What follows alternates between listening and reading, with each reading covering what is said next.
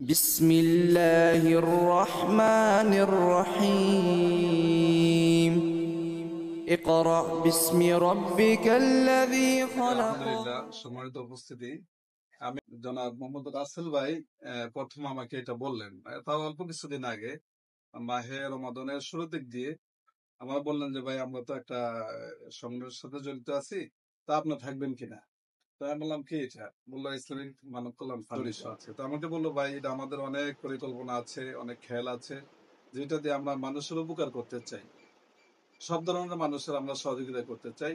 তো প্রথম পর্যায়ে এখন আমরা একটা সহযোগিতা করতে চাই, আপনার মাধ্যমে পাইতে চাই, সেটা হচ্ছে যে মুক্তবের যে ব্যবস্থাগুলো, অর্থাৎ এই কোরআন শিখার যে ব্যবস্থাগুলো, এটা আমরা আপনার মাধ্যমে চালু করতে চাই।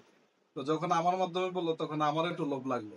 সেই লোভটা হচ্ছে কি, যেহেতু আমরা কোরআন ও হাদিস আলহামদুলিল্লাহ আমরা কিছু অধ্যয়ন করার সুযোগ আল্লাহ তাআলা আমাদেরকে দিয়েছেন। তো সুযোগ পাইলে, সময় পাইলে দেরি করি না, একটু প্রচার প্রসার বা বলার চেষ্টা করি।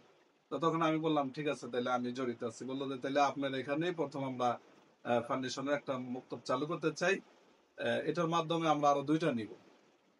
তো আমার সাথে মাশওয়ারা করলেন, তো আমি বললাম ঠিক আছে করেন। তো লস্কর চালা একটা, আর একটা আমার ওই বরিশালটা মাধবপুর ওখানে, হ্যাঁ আর একটা লস্কর চালায় যে বরির মসজিদ যেটাকে আমরা বলি, এটা বললেন। আমি বললাম হ্যাঁ ঠিক আছে আলহামদুলিল্লাহ, তাহলে শুরু করেন।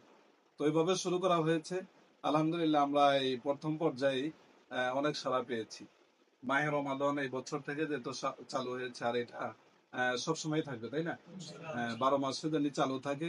আর এটার সাথে যারা জড়িত আছেন, ইসলামিক মানব কল্যাণ ফাউন্ডেশনের সাথে, আমি সকলের নেক হায়াত কামনা করছি এবং সকলের সর্ব অবস্থায় আপনার সহযোগিতাটা সর্ব অবস্থায় যেন থাকে এই ফাউন্ডেশনের সাথে।